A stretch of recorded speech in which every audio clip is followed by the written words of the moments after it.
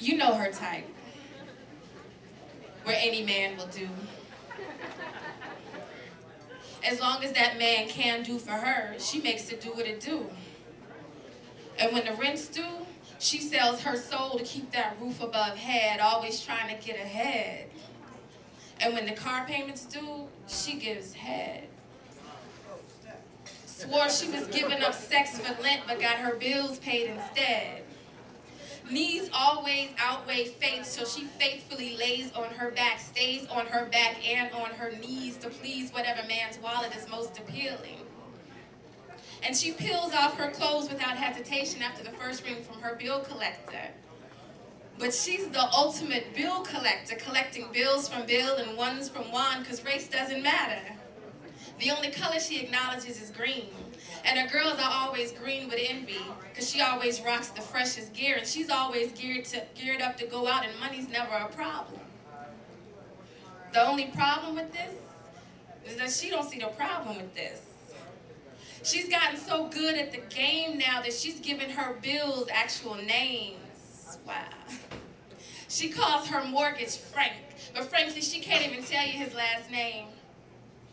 She has a phone bill from Alltel, but oh hell if that phone bill isn't paid every month by her homegirl's man, Dan.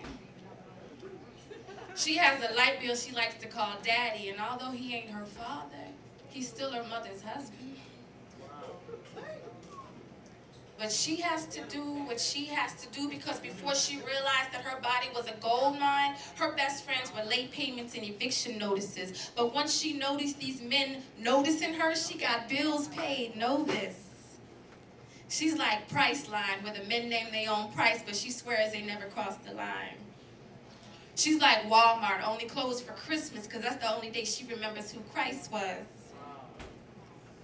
But she gets gifts all year anyway, because she has the gift of beauty, and she uses it to her full advantage, taking full advantage of men who otherwise would have never had the advantage of being with a woman like her. And most women don't like her when they see her, because they know from an external viewpoint they can never be her. But be in her shoes for just a second, and you'll find that internally she's dead, and death does not become her. This lifestyle has become her life now. While all her friends have gone on to have families and lives, she's still sleeping with husbands of wives for $80 a pop, including her step-pop and her girl's man and her neighbor's friend and the pastor and the deacons freaking in the pews. Her beauty's so misused and she don't even know it. Or maybe she does know it, but knows that there's a difference between knowing and changing. But what's she supposed to do, change? Get a job making loose change? She's like, why work from 9 to 5 all week when I can work from 5 to 9 being a freak for more pay? With one lay, she makes what some of you make in one day. So what's she supposed to say when they offer her cash for gold? Because whether she realizes it or not, she is a treasure. But she sells her treasure for pleasure. And instead of hiding it and making the right man find it, she sells her jewels to the nearest fool for far below their value. And she values herself based upon the amount of wealth her body brings her, and it brings her no joy to live because she feels like her physical property is all she has to give.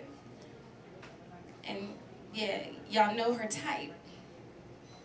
Some of you are her type. Some of you were with her type last night, paying bills for thrills. This woman has no clue that she's clueless to her worth, and we see her, but it's not worth our time to save her, so she continues to be what's on the menu, top shelf. A la carte, because you pay for what you get, until she gets old, 25 but looks 40. Shorty gonna be through, and bills will again be due. So what's she gonna do then, when she can't sell herself to the highest bidding man? Thank you.